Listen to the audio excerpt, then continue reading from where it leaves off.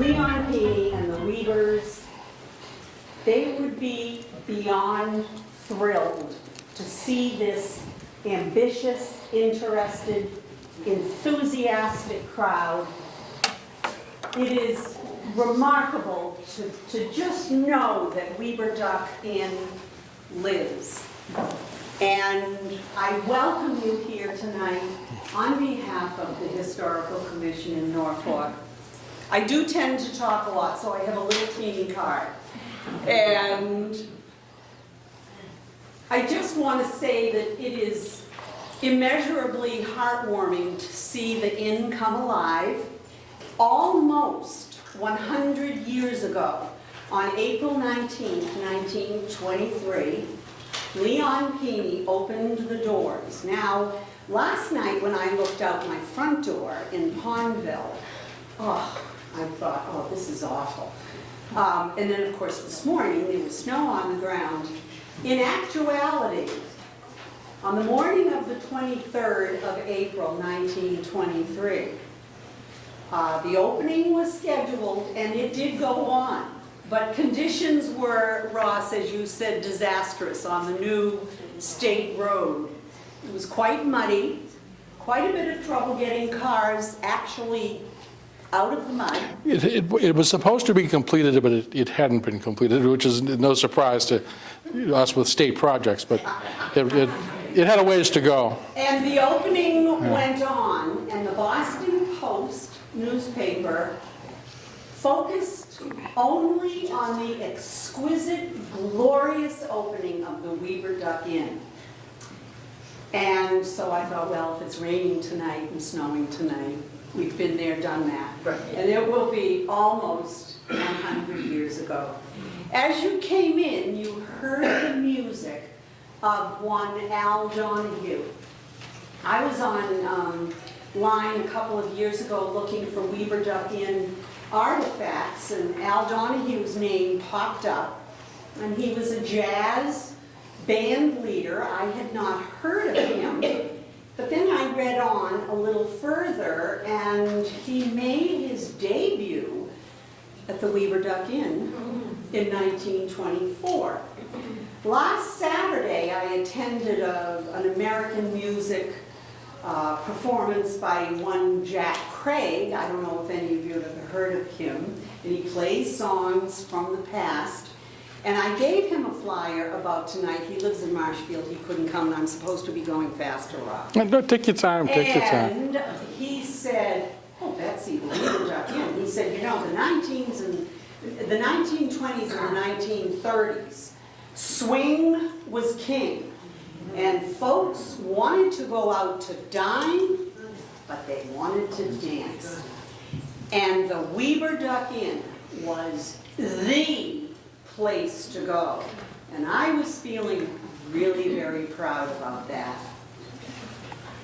Well, Ross Pini, who is Leon's grandson, he and I have become friends because of our love of history, our love of Pondville, and our very, very passionate love of the Weaver Duck Inn. So Ross said to me quite some time ago, gee, I'd love to come and tell the story. He just loves to tell the story. Ross is the only person I know who talks more than I do. So he is with us tonight to tell the story of the Weaver Duck Inn, and we are so happy to welcome you here.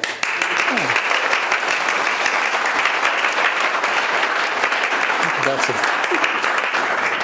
Well, thank you very much. I recognize so many of you, and it's so nice. You've been my neighbors and friends for forever. Wrentham has always been considered our hometown and my family because of us coming in 1922 to Wrentham for the inn. My father, my grandfather, my grandmother. So our love of this area, Pondville, Norfolk, Wrentham, has always been there. It's always been kind of our home home area. I see a lot of friends, and I appreciate you all being here tonight. Also, my friends from the Wrentham Court are here. Former Chief of Police is here, Mr. Schwalbe. A lot of good people. I have a friend that I've been with since prep school over there in the corner. He's a big lawyer now, and a zoning lawyer. And he came all the way down from Groton to see this tonight, because he remembers my grandparents, and so he has a personal interest. But it's hard to believe after almost 100 years that there's still this much interest. Of course, it's local history, and people like local history. I'm considered the little historian of the Wrentham District Court. I try to write down things that happened there, and my judge, who's here, Judge Johnson Smith, puts up with me telling the historical stories all the time. You know, instead of concentrating on what we're doing now, I'll tell her what happened in 1952. You know, but she's been kind about that. But it is gratifying to see that after all these years, I think it's 91 years now. It'll be 91 years this coming. Whenever the 20. Let's see. What is today? 26th. Whenever the 29th is, 3 days from now, it'll be 91 years since the opening, which is incredible. I can remember when it was a lot less than that, because we used to go up there and search around for the artifacts and go through myriad areas and dig and find things and put the pieces of the history back together again. But so I appreciate you all being here, and I greet you tonight, and I hope. I'm in front of hundreds of people in the course of a week every day in the Wrentham Court, but when I have to give something like this, it's like, oh my God, help me, you know. So I have people strategically pointed in different directions here to remind me about things if I forget. Bobby, you know the whole story. You jump in if you have to. Susan, my wife Beverly, my wife's here, thank God. So we'll go from there. But before we go into the story of the inn in the 1920s, I just wanted to briefly tell you, and this will be very brief because it's kind of dry, how this all began. Jacob Weber, and it's Weber, it's not Weber, it's Weber. And if you said Weber up there, they taught you to say Weber. So it was Weber. He came from Austria, Mr. Jacob Weber. He was born, I believe, in the 1860s, and he came to Boston around in the 1870s, and then finally made enough money to come to Wrentham and buy a piece of land. And he came and he bought the first chunk of land, I think it was 50 acres, and he called it the Orchard Duck Farm, and he started his business there. Now, he had 4 sons, William, Henry, John Wallace, and David. For our purposes tonight, we'll just worry about John Wallace and David. John Wallace had a son. You may remember Wally. He was John Wallace Jr. Anybody that lived in Wrentham in the 40s, 50s, and 60s even remember Wally Weaver. Wally used to pump the cesspools. He had the cesspool truck. He was at the Lafayette House every single morning, 365 days a year, to pump the chambers into there. So he could have just survived on that. But he was a real nice guy, and his wife Ethel was a bank teller up at the Wrentham National Bank for many years. And they lived across from the inn in a house that's been now converted into a multi-dwelling. But John Wallace really didn't have anything to do with the business. I think David bought all the interests of the brothers out and ran the farm, and then eventually ran the inn. So it was a family deal. They were immigrants from Austria. They were German, hardworking people. Jacob and his clan are buried in Pondville Cemetery, as is the later clan, David and his wife Emma, and I believe, I can't find Stanley's grave. I think Stanley might be buried in Walpole. But young Henry is there too. John Wallace is there, and I think Wally Jr. is up at the cemetery up in the center of town with his wife. So that pretty much just fills you in a little bit on the Weber family, where they came from and how they began. So by 1870, the farm had been established, Orchard Duck Farm, and then they turned it into the Weber Brothers operation in the 1890s, and they bought another 150 acres or so, and they expanded. And at one point, prior to World War I, they were the second largest duck farm in America, the first being in Long Island, New York. Long Island, New York, for some reason, was the duck capital of the world. I don't know why, but you had to compete with Long Island if you were in the duck business. But I thought before we went into the story of the inn, and David Weaver and his collaboration with my grandfather, I thought we'd just talk a little bit about the 1920s. And the 20s was something like had never been seen before. And I think a sociologist would probably argue with me, but I think the 20s and all of the hoopla of the 20s and the activity took place because prior to 1920, it was miserable. You had the Panic of 1897, the Panic of 1907. You had the First World War. The economy was up and down, up and down. People were out of work. And finally, after World War I, there was a hiatus here of about 3 or 4 years. The economy was kind of bumbling along. Then once Harding got in and a few other things changed, the 20s all of a sudden burst into flower. People were investing money in the stock market, buying automobiles, building homes. It was quite an era. Now, all eras have their own little sound and taste and sight and so forth. And I think it'd be great just to start off with showing you what the 1920s sounded like. I'm going to go over here to one of my Victrolas. If you want anything old, just talk to me. I'm just going to play a little of this to show you what it all sounded like.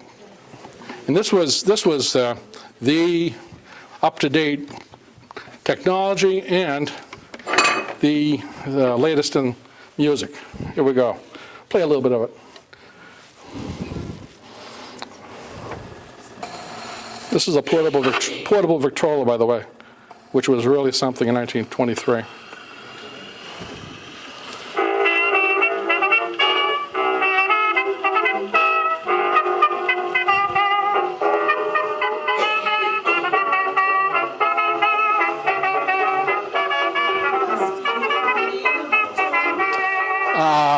I'll tell you when it stops. I think our wedding bell march or something. It's something to do with weddings, which will fit into the movie. But this was the sound of the 1920s. We were just coming out of the Tin Pan Alley stuff, and the Great American Songbook was starting to come into play. You had Gus Kahn and Walter Donaldson and all those people that were writing songs. George M. Cohan. This was all, see the wedding. This was the thing. And of course, it was before really commercial radio. Or there were a few crystal sets around, and people could pick up certain dance bands from hotels in New York and so forth. But you pretty much had to have your own music. Interestingly enough, the picture of the Weber Duck Inn lobby has a Victrola. So they must have on occasion, when the orchestra didn't show up or something, put on the 78s. But, so this is pretty much what it all sounded like. Again, very, very different from 10 years earlier. And the 20s were a lot like the late 50s and into the 60s. For the same reasons. You had a terrible depression. You had World War II, with all the rationing. And after the war, there was all the scarcities and so forth. By 1954 or so, 55, things were booming. And you had a similar craze. You had jazz and you had rock and roll came about and everything. So it was kind of the same type of genesis that the 20s had. Kind of like from the dust, you know? So, I'm just about done here. She's running down. So you also had to go over and give a little juice once in a while. This was about a $25 machine. Victor Talking Machine Company in Camden, New Jersey made the Victrola. They later on merged with Radio Corporation of America, RCA Victor. So,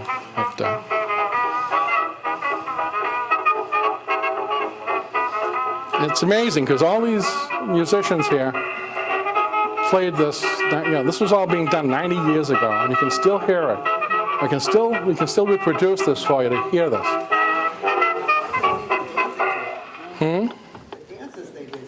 Yeah. So that's the sound of the 20s. Unlike the two-step, if you listen to like the music of like the for instance, the teens, like the time of the Titanic, 1912, it was, two steps, still very formal, waltzes and so forth. But 10 years later, you had that. Of course, the Victrola company, the Victor company, was responsible for really proliferating songwriters and music and so forth, because all of a sudden, everybody had to have, a Victrola in their house. I still have one. But there you go. But so that's kind of what also styles. I walked into the Horse and Carriage a little while ago to see my friends. They probably thought that I had escaped from the Foxborough State Hospital, which no longer exists. But this would have, state school. This would have been if you were going out to the Weber Duck Inn on a Sunday afternoon for dinner, this would have been a very sporty outfit. You have the suit with the knickers, the socks, of course, the sports shoes, the ever popular at that time bent down collar, the wing collar as they called it. And of course, when you turn 60 like I am, you have to have the pince-nez, so you can read the menu. And also, a man in those days would be carrying certain things with him, if I can find it. Bees knees. Bees knees. That's an expression from the 20s. Of course, in those days, high tech was a fountain pen. So an Estabrook fountain pen, everybody would have on them. Also, probably to tell time, watches really hadn't come into play yet. They were really new. If you had a watch, you were really something. You'd have your little timepiece with you. Again, all the stage come the year 1923, which is the year that we're concerned about. The economy by then was already sprucing up. People were buying cars, the beautiful automobiles that were made in the 20s, Piesaros, Packards, Peerless, of course the Cadillac and its companion make, the LaSalle,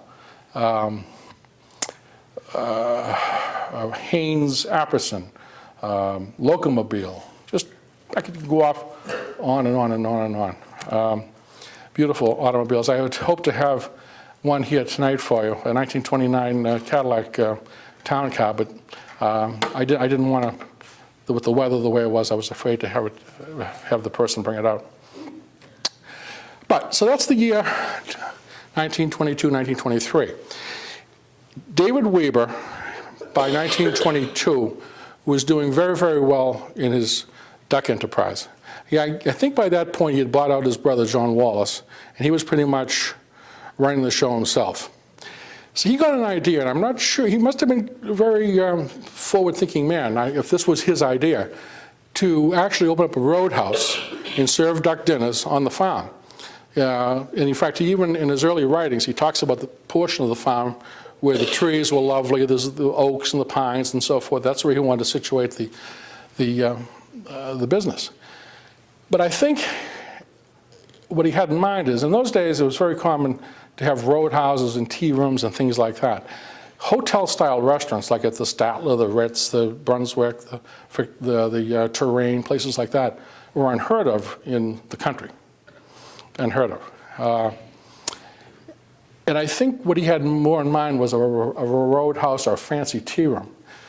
So it just so happened by fate that one afternoon he was at his poultry purveyor's office in Boston, Thorndike and Gerrish. They were his wholesaler. And my grandfather happened to be there. My grandfather at the time was the executive chef of the Woodcock Cafe in Boston, which prior to the 18th Amendment was the place. And at that point, at least the propaganda goes in the writings anyway, that my grandfather was the second highest paid chef in the country. Not bad for a little Italian boy that came over on the boat at 5 years old, but lied about his age. But he was there. He was at Thorndike and Gerrish putting his orders in, or talking to Mr. Thorndike. And Mr. Thorndike said, "Mr. Pini, you ought to meet Mr. Weber. He has an idea in mind of opening up a restaurant like we've never heard of in the country." So they got talking, and my grandfather said, "Why don't we meet for lunch at the Hotel Brunswick in a couple of weeks? We'll talk about it. And then we'll go out to the farm and see, what you have in mind." So they did this. They had their lunch, and they went out to the farm. And it was about an hour and a half's ride in those days from Boston because the roads were so bad. And he said to Mr. Weber, the kind of money you're talking about spending and what you have in mind here, you want to take a hotel restaurant and bring it to Wrentham, which is, first of all, unheard of. An excellent idea, but unheard of. But you don't want a roadhouse and you don't want a tea room. You want people to know what they're doing. You want the best silver, the best waiters, the best service, the finest food, the best facility we can build here. So he pretty much gave my grandfather carte blanche. So my grandfather hired an architect in Boston, hired the builders. He decided on the Tudor style. You've seen pictures of the inn now. They're plastered pretty much all over the place.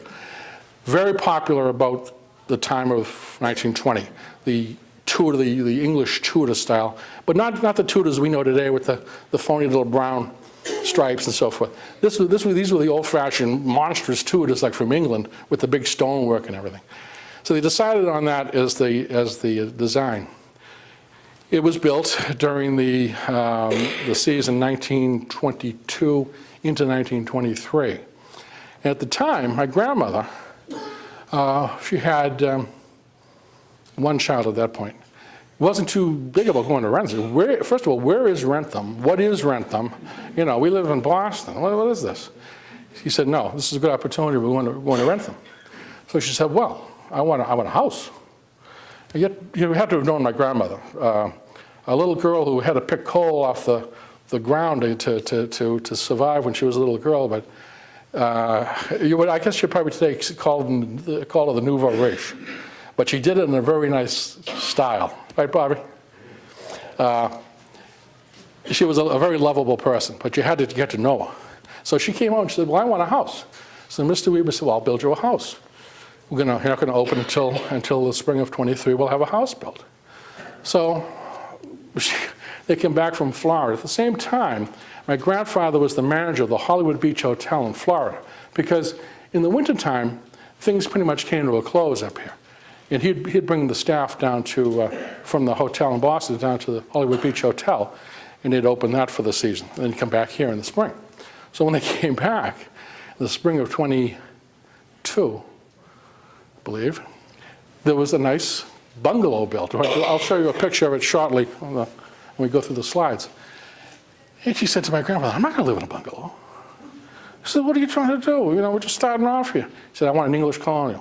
And I want 2 bathrooms. So my grandfather, I know, he was a peacemaker, you know. So he talked to Mr. Weber, and he said, well, I'll do anything you want.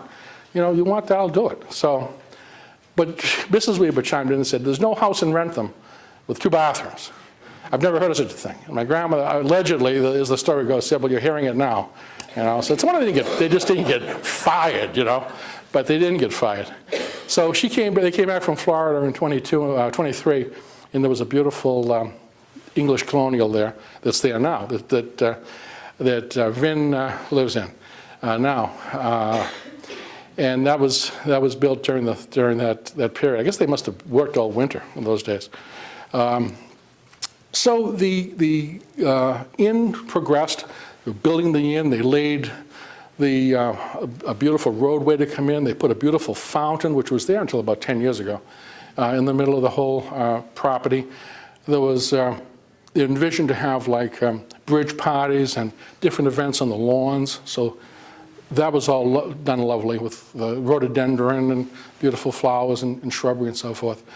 And the inn itself was just, you know, something like never been seen out here. You had 3 beautiful dining rooms. You had a beautiful entrance hall with oriental rugs and English antiques, and you had this big, huge turret with a beautiful staircase that went up to a ladies' lounge, which was a bathroom and a sitting area for ladies when they wanted to go to the bathroom, I guess. And it was the thing. It was all yellow and black, orange and black tile, which was the thing in the 20s, right up to the minute.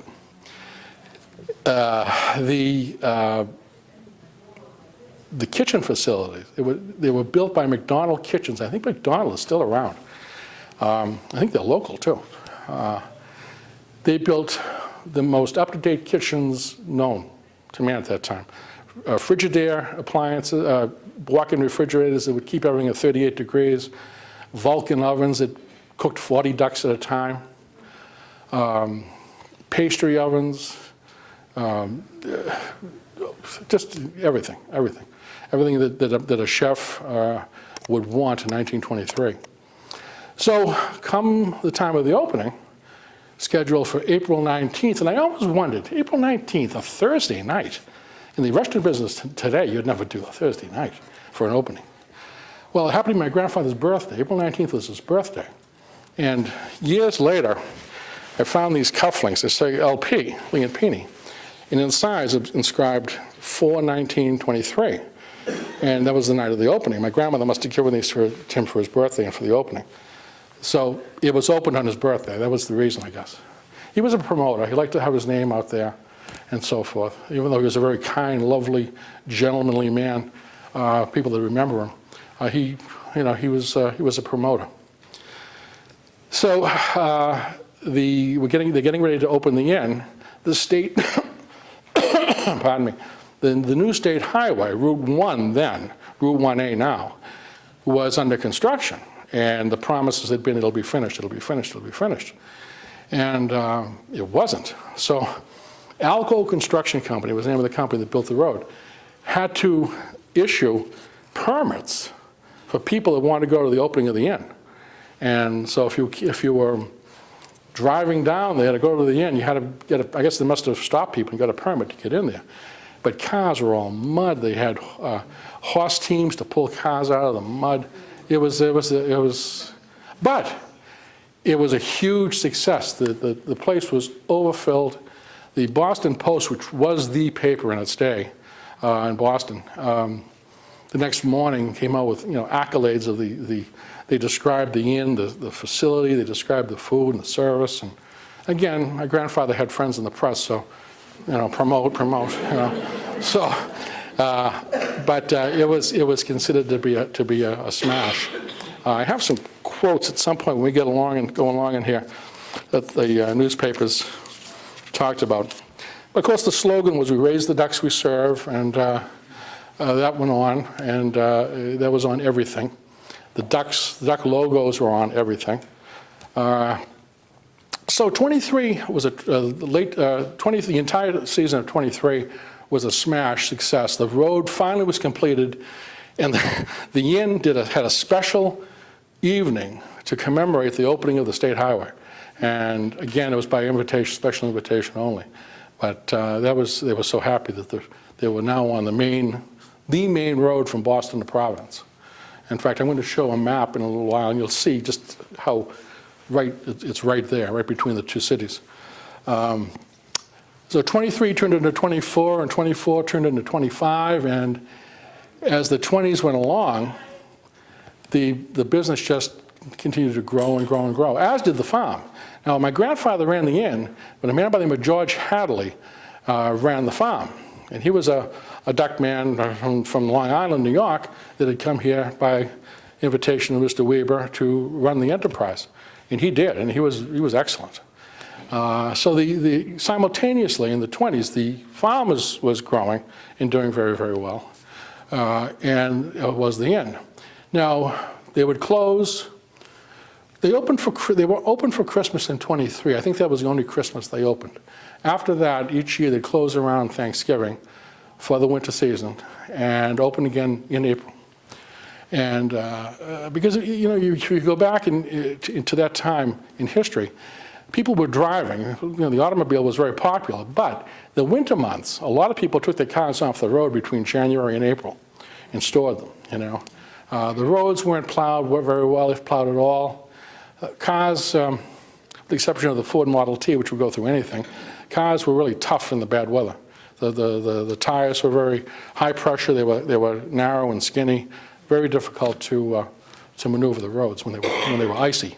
So the inn did close during that period.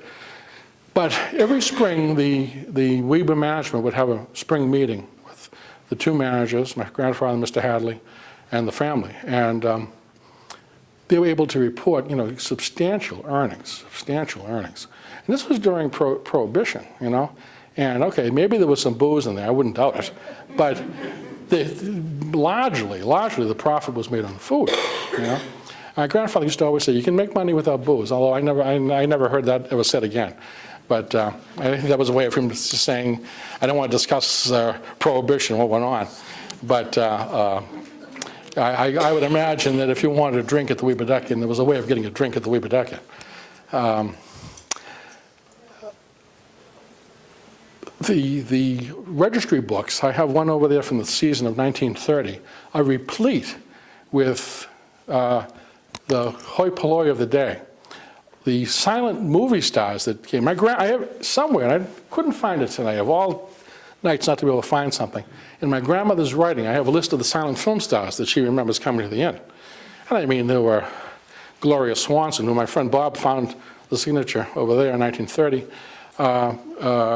Douglas Fairbanks Jr. and Mary Pickford. Charlie Chaplin, yeah, Charlie Chaplin.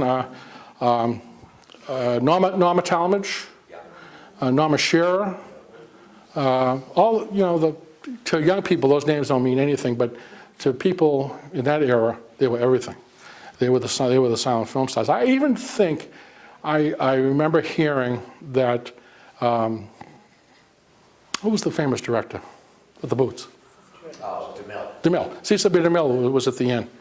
And I know the famous announcer, Harry Von Zell, was there, and a lot of people came to the inn. And why they came to the inn and how they came to the inn, you say, well, silent film stars came to Wrentham, In those days, the theaters in Boston and New York were huge. It was a huge business.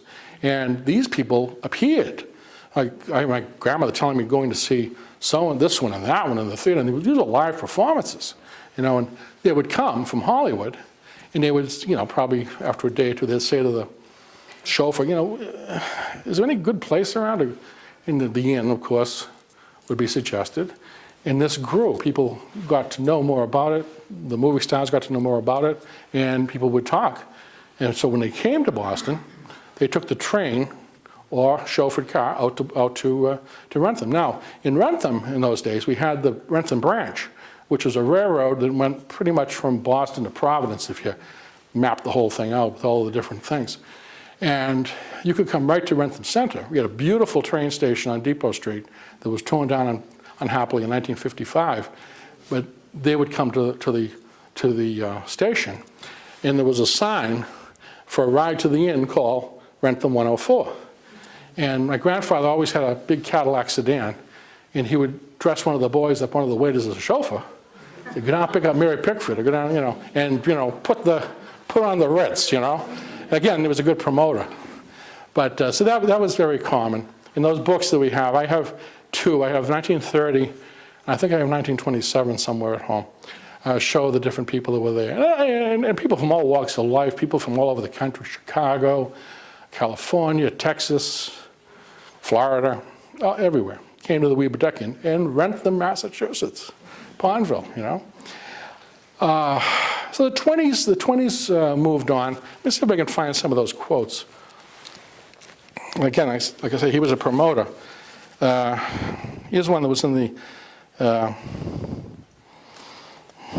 the Boston Herald in 1927. Leon Pini's well-deserved vacation from the busy inn reads as follows. Evidently, some of the ducklings from the inn are also taking an outing during Mr. Pini's absence, as we understand that they are giving a demonstration of the latest slang and duck language at Lowe's State Theater in Boston, where they are spending a short time and causing considerable attention. And I found out what that was all about is that in Lowe's Theater in Boston, they actually set up in the window a duck pond. And they had the ducklings and the Weebedekian there. And of course, on Washington Street, that was quite a thing to see that. At the same time, right around 26 or 7, he did something that was unusual. On probably the best known hotel then in Boston, the one that, the Ritz-Carlton of its day, was the Terrain. And that was on what they call the Windy Corner, the corner of Tremont Street and Boylston Street. And on the top of the big hotel terrain, which was visible from the Boston Gardens and the Common and so forth, he had a big electric sign put up, Weber Ducking, and he had the ducks in, I guess, neon maybe, that moved, that swam. And so, Weber Ducking, Leon Pini manager, of course, down the bottom. And for years I was there, and my friend Bob Collins and I, whenever we went to Boston as kids, we'd always look at the top of the terrain. You'd still see the frame. Remember, Bobby? The frame, it's gone now. And we used to always want to get up on the roof and see if there was any pieces of the sign. We were real scavengers, But we never did. But that was quite a thing, and that was in all the papers. And whenever my grandfather did something to the inn, added something, or made a change, he would always have it in the Boston Post or the Herald.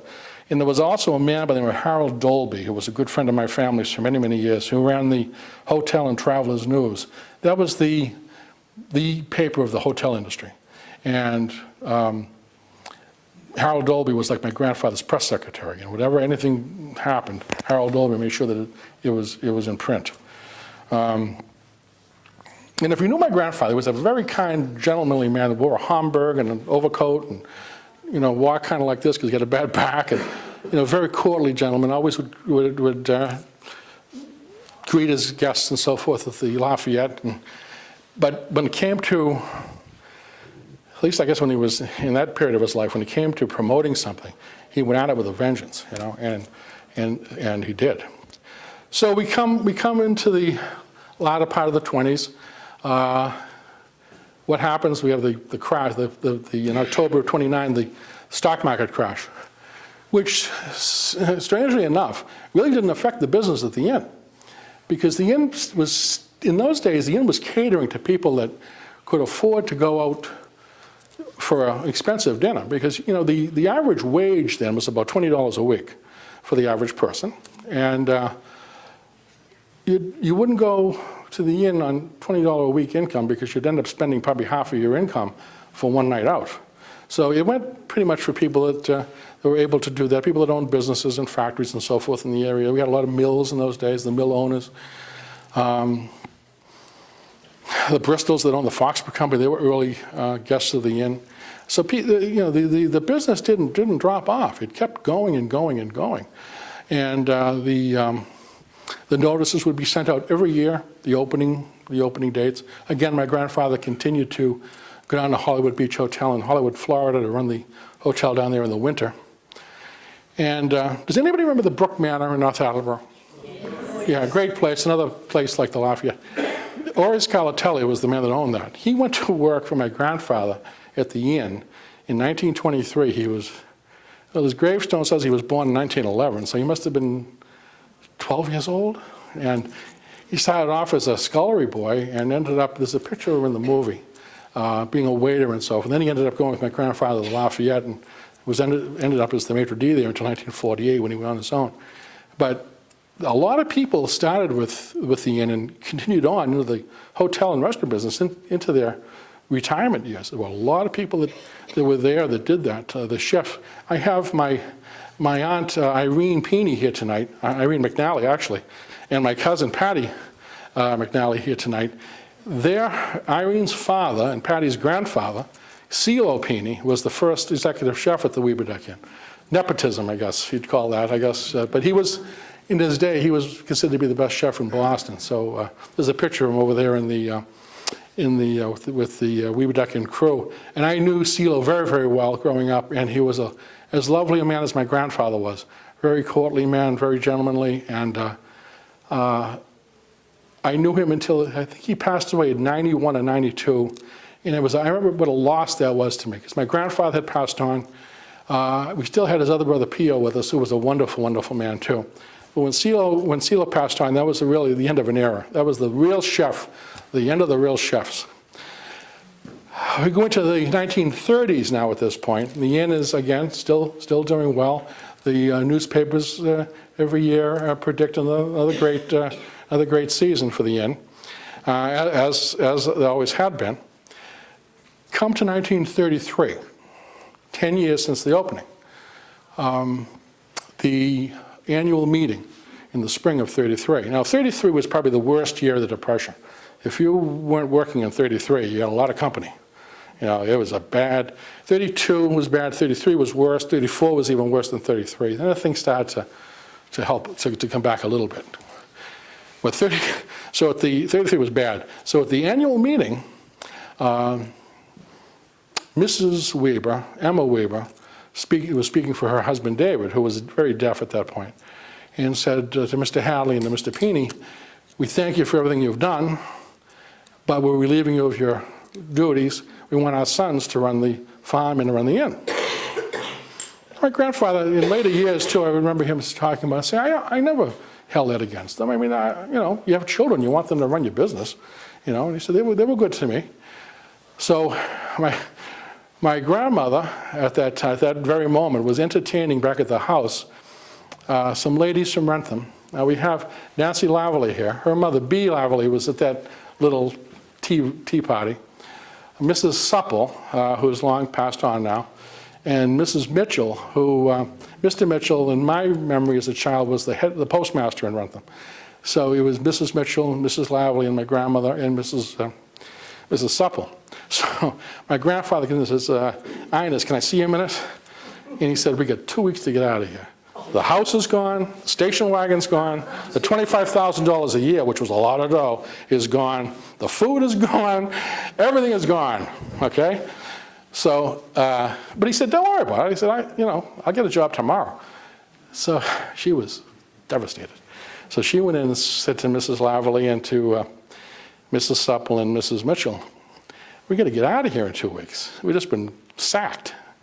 So I think it was Nancy, I think it was your mother that suggested to my grandmother, well, there's a lovely house down on South Washington Street in North Attleboro that's owned by Mrs. Morris, who can't keep it, can't afford to keep it. So the Depression, they had a jewelry factory, they lost the factory, and it's for sale.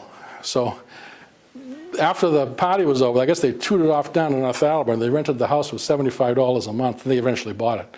But that's the house I live in today. But so they vacated the premises very quickly, as did Mr. Hadley. Mr. Hadley went on his own down to Marston's Mills on the Cape and opened up his own duck farm and was very successful for many years. In fact, I tried to reach the Hadley name by telephone this week to see if there was anybody left down there to tell him about this tonight. I couldn't find anybody, but I'm sure George is, well, my grandfather would be 125 or so. So would Mr. Hadley, I would imagine, at this point.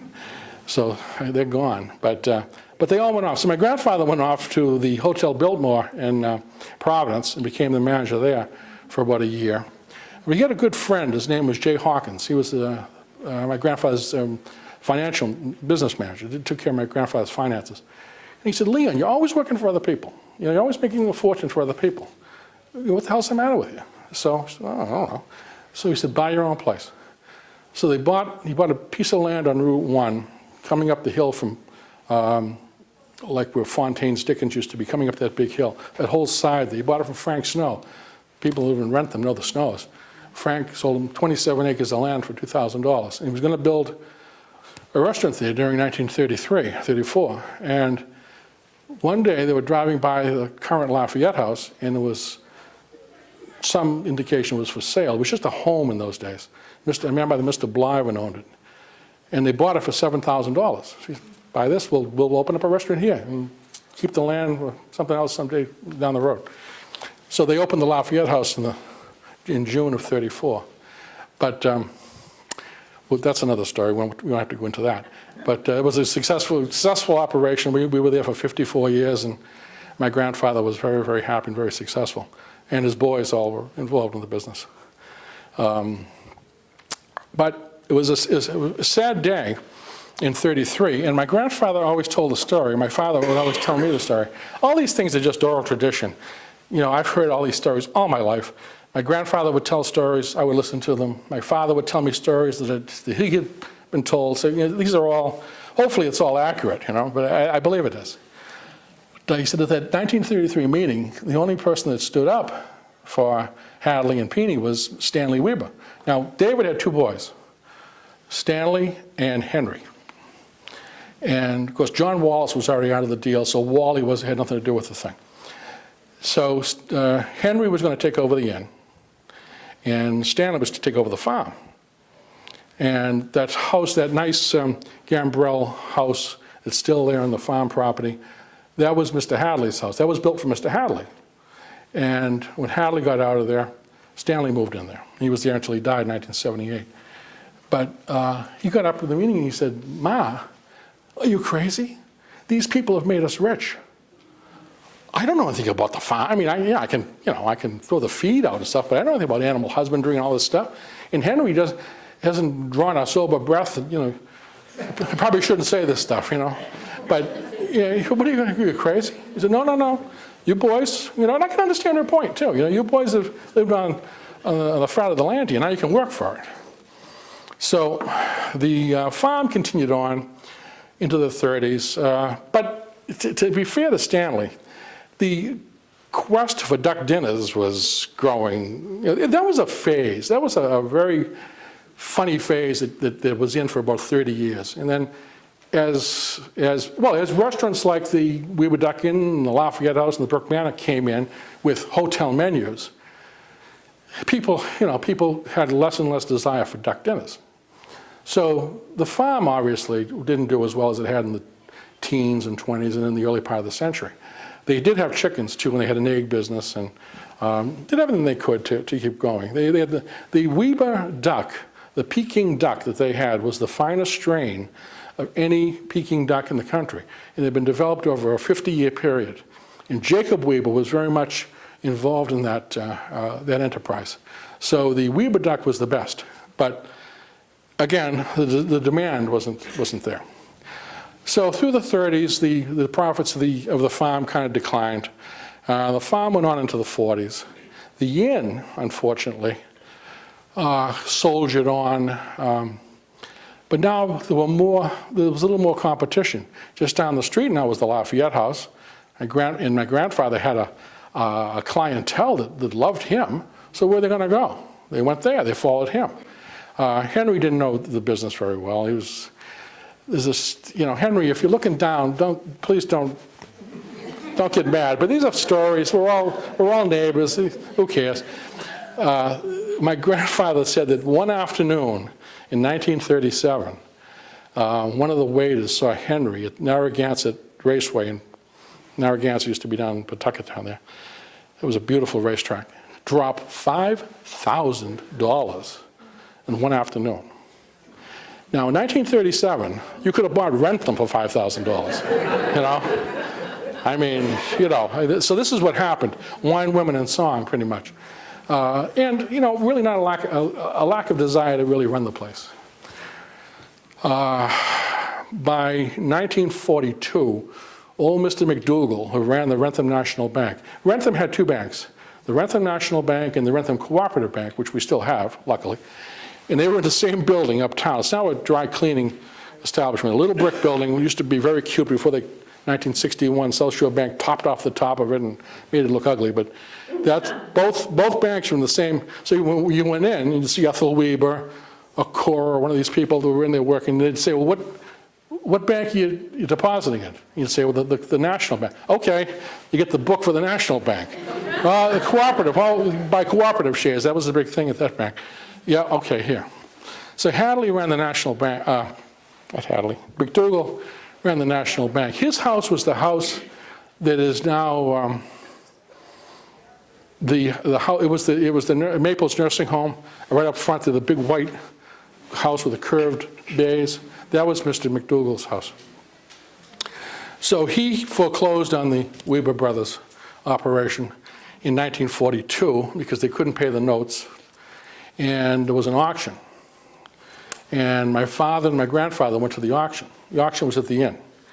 My grandfather bought some of the silver that we have over there now, bought some silver for the restaurant, for the Lafayette, and anything else that he thought that was a good buy, stuff from the kitchen. And let me go back one moment to 1923. The day they opened, Mr. Weber said to my grandfather, "I want a big, beautiful English refectory table for the entrance hall." In fact, all the pictures have it. So my grandfather found an antique dealer in Boston who found one in England, 18th century, for $1,000 with the benches. So okay, ship it out. So that was there. In 1942 at the auction, my grandfather bought the table for $1. Yeah, sad, really sad. And that ended up in the Lafayette House. Now it's in the entrance hall of my house, actually. But yeah, so that's still kind of creepy. It's survived everything. But another Henry story, and again, in the interest of just telling you the truth, my grandfather saw Henry sell the Weber name for $50. And he said to my father, who was next to me, he says, no matter how bad things get, don't sell the Pini name for $50, please. You know? So that was just sad, you know. And my grandfather, all through the years, felt badly about the whole thing. And he always said to my father, if Stanley Weber ever comes to you for anything, you make sure you take good care of Stanley. And through the years, there were different opportunities when my father could pay back that favor from that meeting in 1933 when Stanley stood up for them. And he'd always help Stanley. Where am I? At the auction, everything was gone. So the building, the farm continued, like it soldiered on for a little while. And then there was, I think Charlie Sharon did some, Charlie Sharon, by the way, old Charlie Sharon, and then young Charlie Sharon had a duck farm right next to the Weber duck farm. But it wasn't as big of an enterprise. They were nice people. The Sharons were real nice people. And they had I always remember it as the Shady Nook. The place it's a little office building there now. I remember Tony there at the Shady Nook in my days, and that was the Sharon Duck Inn. Didn't last very long. But I think Charlie Sharon bought some of the land and they did some graveling there, and it was kind of a mess for a long time. Now it's even worse now, I think, with all of the industrial buildings in there. But you have to do something with the land, obviously.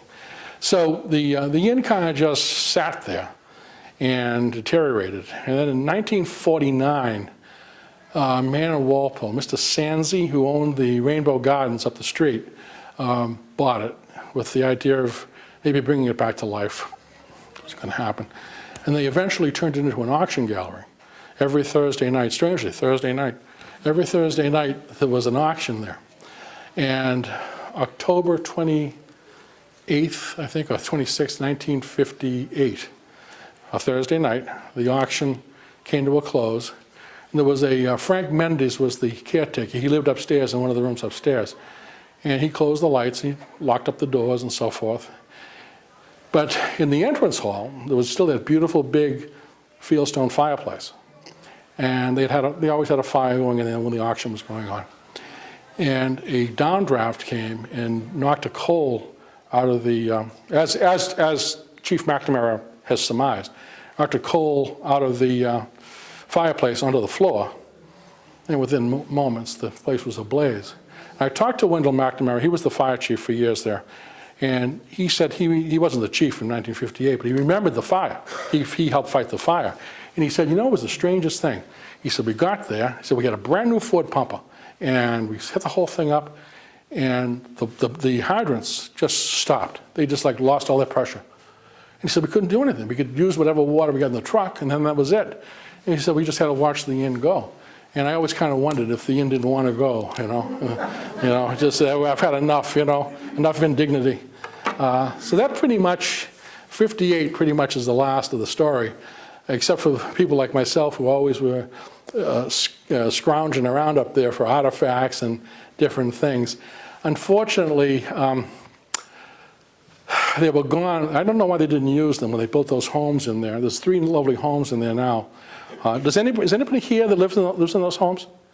I left them billets. I thought maybe they'd be here tonight. They didn't use the big stone turrets. I figured they could have used those lovely stone turrets. They took them out. They took the fountain out too, which was kind of like the last thing. My buddy Bob and I used to go up and prowl around up there, and you could still see the lights, the parking lot lights. They were still there. They were curved, and they had the shades on them. There was still the remains of them. It was really creepy. It was like going down to the Titanic. It was like really, really strange. But that's kind of the story. And as usual, I'll probably go way over time here. I'll just quickly go through the slides with you and show you different things. And then the movie only takes a few minutes.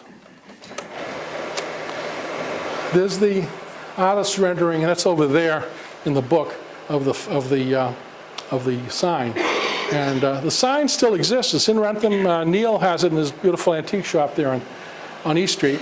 And we've seen it recently. Let's see, there's this gizmo here.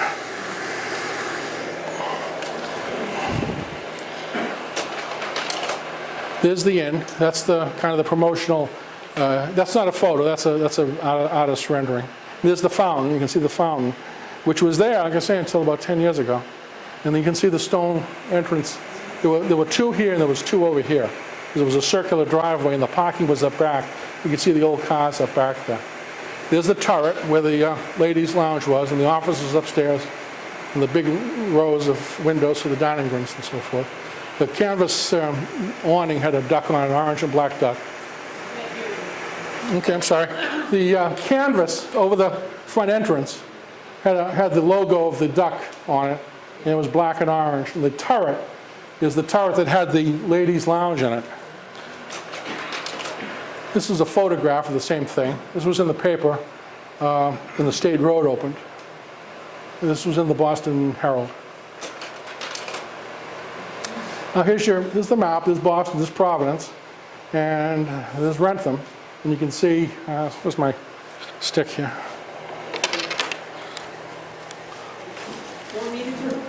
Yeah, I'm all right. Wrentham is right here. So you can see this is the main road, Route 1. It's 1A now, but what a great road they had for the business. That's my grandfather, probably about 1910, 1915. This is the artist's rendering of the entrance portico, with the canvas and the duck. That's the opening announcement. I have copies over there for you to take. It's kind of neat. It has a poem that was written about the inn and so forth. Again, Mr. Dolby, did his work as a publicity manager. This is the back of it with the poem and the map, how to get there. There's the entrance hall, and there's the table and the benches. You can see the Victrola over next to the fireplace, and because that's the fireplace that burned the place down eventually. I saw that chandelier years ago, and I forget where. It was in an antique store locally, and I forget where it was. But I was too young to be able to afford it. That's one of the big dining rooms. That's another dining room. This looks like it's set up for maybe a wedding. Again, very 20s, very Moorish looking, That's the opening dinner, April 19th, 1923. There's the menu.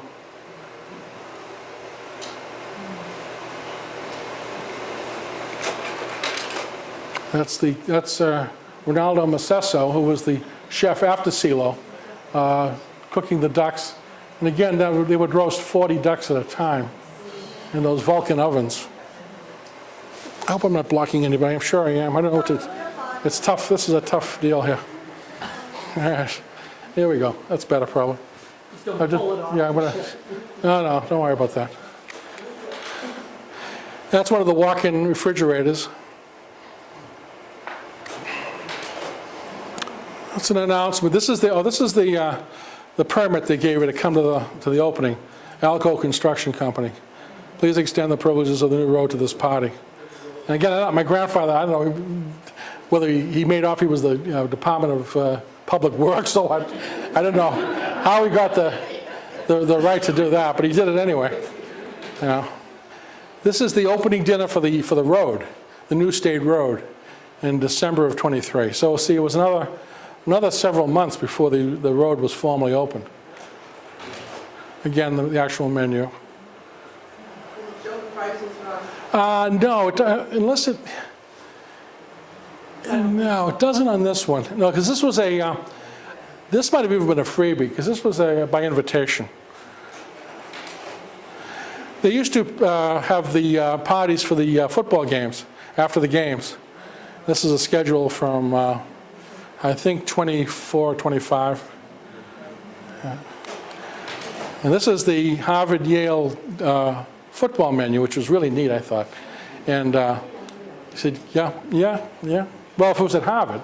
If it was at Yale, no. But if it was at Harvard, they did, yeah. Yeah. They came to the inn. This is the inside menu.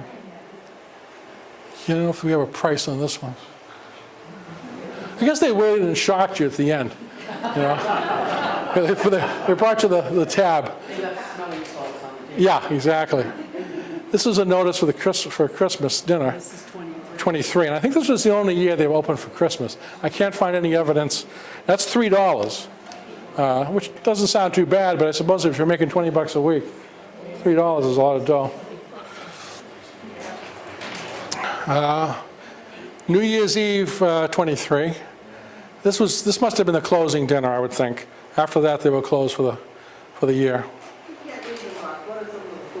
Okay. Yeah. Assorted something. cream of fresh mushrooms, something or other. Brook trout saute Victoria. Supreme of Weber duckling, a la Pini, of course. French endive sauce gourmet. My buddy and I give a lot of dinners, and we make up menus, and we always laugh at the names of these things. They were sitting down writing the menu. They said, yeah, "That sounds good," So we like fancy ice cream, Fifth Avenue. Yeah, come on. Pini cheese, of course. Cafe double was Demitasse. Here's the inn during the winter when it was closed, kind of a ghostly sight in the winter. Yeah, that's what it looked like in the winter. And those are the entrance turrets.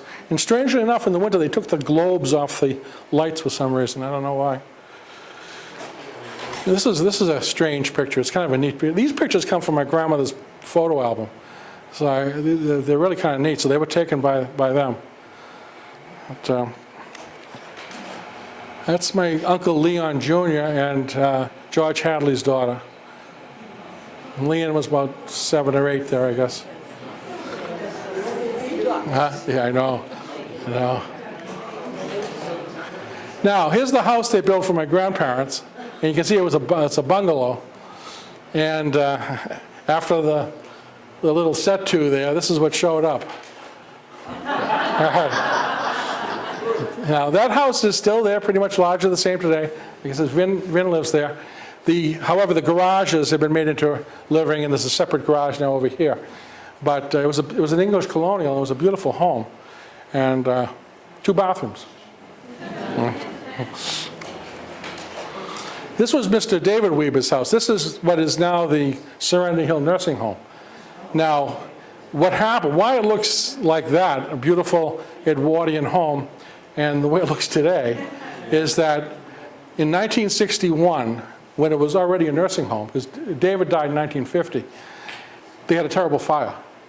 And to save whatever they could save, they had to take the top off. They saved the bottom part. They put wings on it. So that abortion that's there now is this. Yeah. Opening party, April 11th. That's a Saturday night, strangely enough. This is an announcement, and I think it's a closing announcement. I don't have my glasses on there.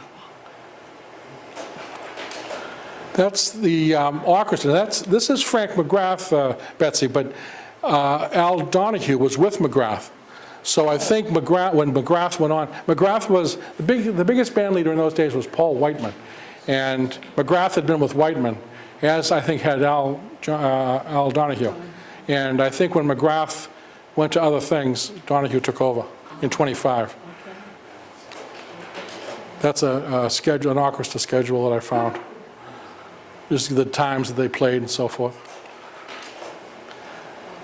This is kind of a nice announcement because it has the bottom, it has the little map. You know, there's the ducks on top. These are all from that book I have over there. I have them all the originals.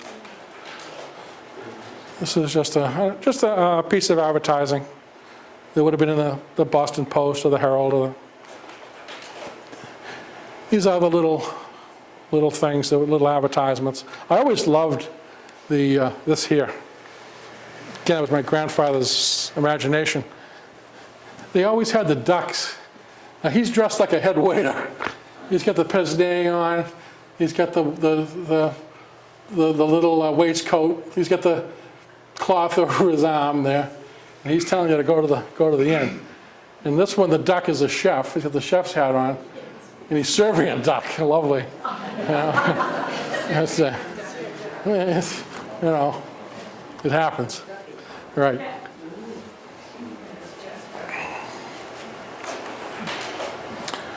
Brockton Fair was a big deal in those days. After the fair, before the fair, go to the inn.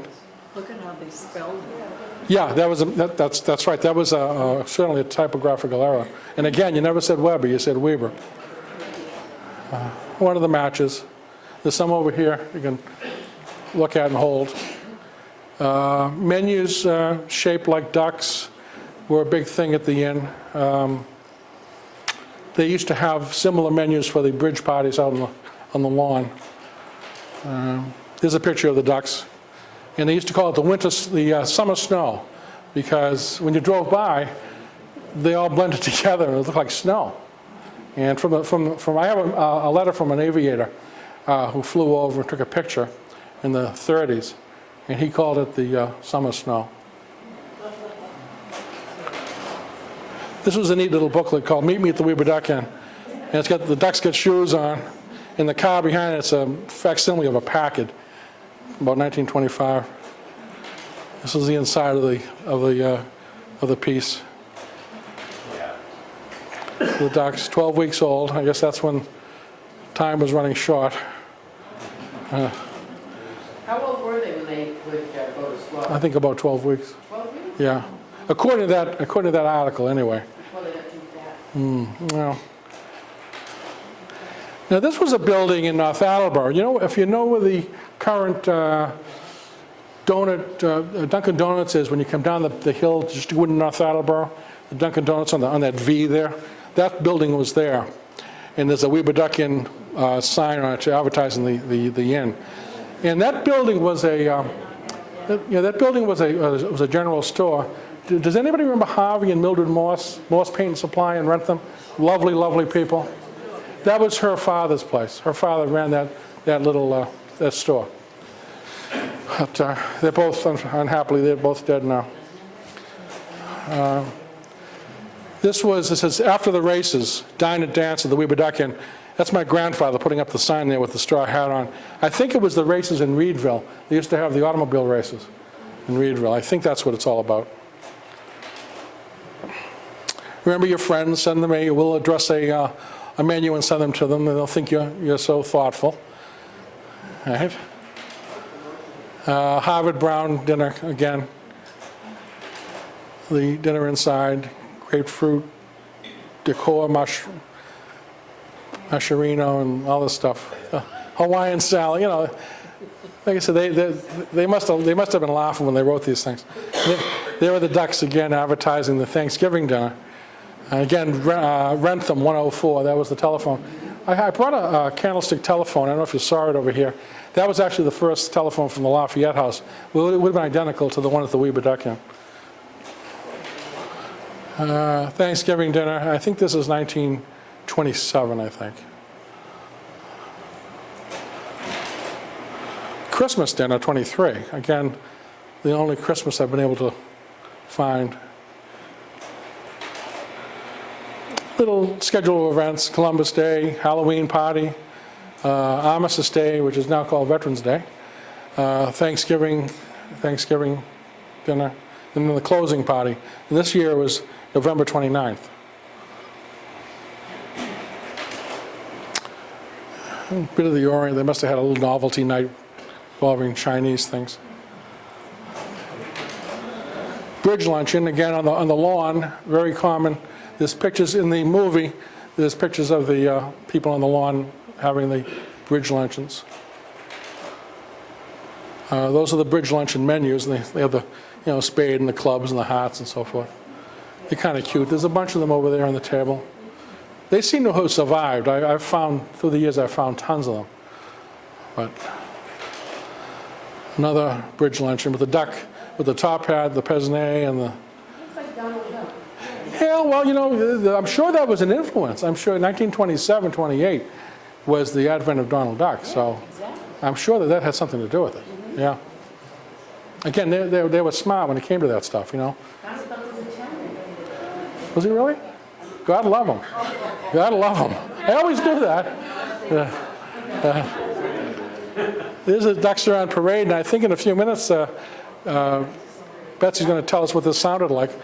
Again, I don't know who Scotty Holmes was, but again, it was a promotional thing.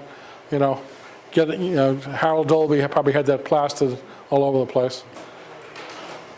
That's my grandmother in 1928 with a brand new Cadillac. One of their good customers was Carl Johnson in Norwood. He ran the Cadillac dealership. He was one of the oldest Cadillac dealers in the country. And my grandmother bought her first Cadillac from him in 1923 and her last one in 1973. So pretty good. Her last car. Pretty good customers. But he was also a very good customer. Every single luncheon day, every day for lunch, he was at the Lafayette with executives from the General Motors and so forth. A very, very nice man, a lovely man. But that would have been like the car they would have, chauffeured people back and forth from the train station and so forth. There's the train station in Wrentham. Beautiful train station, demolished, of course. The cable office was there too. Western Union was there too. Now that's the Weebiduck retail store. Now that's right where today, well, I'll show you in a few moments what it looks like now, but it's right near Stanley's house.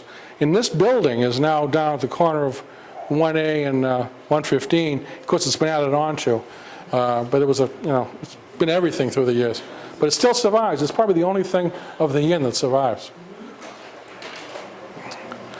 Again, another menu. The label for the gravy, served piping hot. This was the artist rendering for the duck bones box. The duck bones was a candy sold at the inn. This was the artist's sketch of what it should look like. Yeah. There's the box. There's one over there. There's a couple, I think, here tonight. One of our friends brought one too. That's an order card. You could order what you wanted and send it in. Again, an innovation in those days. That's the copyright for the Pini cheese. It was copyrighted in 1928. I have the copyright right over there on the table. And that was when you copyright something, you have to have a formal logo. That was the formal logo. But, that's a hotel show. Probably Uncle CeeLo did that. That's all Pini cheese made into a duck and the little house and everything. And my great Uncle CeeLo was amazing at things like that. My grandfather always said, I'm not a bad chef. I'm more of a manager. But my brother CeeLo was the best chef in the country. But he probably did that. There's the kitchen with the Pini cheese all lined up and the plates. And you'll see the chafing dishes in one of the rows up there. One of those chafing dishes is over there. I brought as much of the Weebiduck silver as I had. Then I brought Lafayette silver to show what it would have been like, the stuff that I'm missing, because it's hard to find. Here's the copyright for the cheese. That's the recipe for the cheese on Weebiduck stationery. This was, I think, CeeLo's. Mr. and Mrs. Leon Pini of the Weebiduck in Wrentham are spending a short vacation with friends at Bar Harbor, Maine. This is a well-deserved rest for Mr. Pini. It has been a exceedingly busy year at the inn, duties, blah, blah, blah, blah. Evidently, some of the Ducks, this is the one when they were at the Lowe's Stadium. The Ducks also are on vacation at the Lowe's State Theater. So, again, this would have been Harold Dolby getting into the papers. Yeah. And more things about the inn and the Boston Post, about my grandfather, about the inn. They never missed a trick. They used to have these big hotel conferences in Boston every year, and all the major hotel men would go. And the paper the next day they'd have an artist that did sketches of the people that were there. And that's my grandfather on the bottom there, holding the picture of the duck with the pince-nez on. I always thought that was kind of cute. And there he is again in another one on the bottom. And then he's the second one down on the right in that particular one. Okay, that was a thing that, the head of the Copley Plaza would be there, the Ritz, Statler, Terrain, all of the major people that all confer. 1931 opening. This is kind of neat because all of a sudden things started to get Art Deco. And this 31 announcement is the only thing I have of the inn really, except for a menu that was after my grandfather's time, that really kind of shows kind of the Art Deco. This is after my grandfather. This is in the 30s. Must have been one of those Chinese nights or something. This was a big sign as you approached Massachusetts. Biltmore sign that they had my grandfather listed as the director of cuisine. After he left he was unemployed one day. He went to work at the Biltmore after he got released from the inn. He was there about a year. This is the Lafayette, the main room in the Lafayette House, and there's the table, the famous table. It continues to live on, That's an early Lafayette House menu. The only reason why I put Lafayette House stuff in is because it was kind of the continuation of the inn. It was really the spiritual continuation of the inn. Here's my grandfather, 1956. I think it's the same picture here. That's in his office at the Lafayette.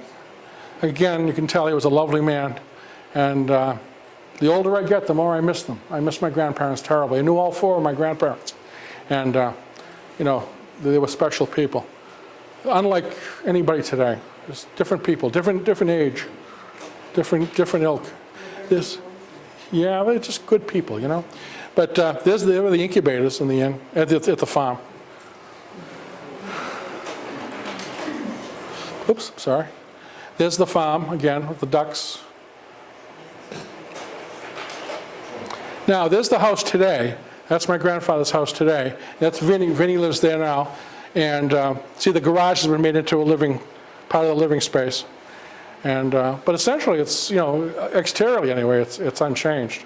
For many, many years, the man that owned the Floral Club on the Wrentham Franklin line, we used to call him Dixie. Dixie lived there for a long time. And I guess there was some wild parties there, so I heard. But here's the nursing home now. Now picture that lovely old Edwardian house there, and that's what we have today. But they really didn't have any choice. And in 1961, architects were, they thought they were on the moon, so they wanted everything fly away. So that's the way it looks like. That's where the retail store was.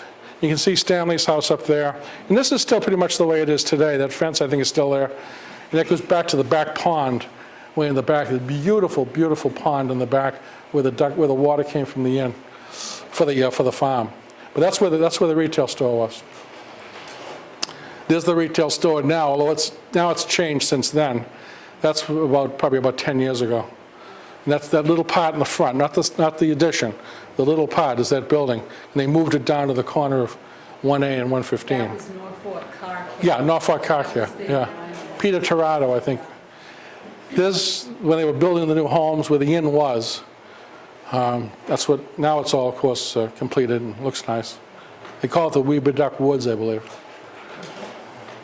And this is the end, the closing party. But, I think that's it. Yep. The ducks ever escaped? Why did they escape? Well,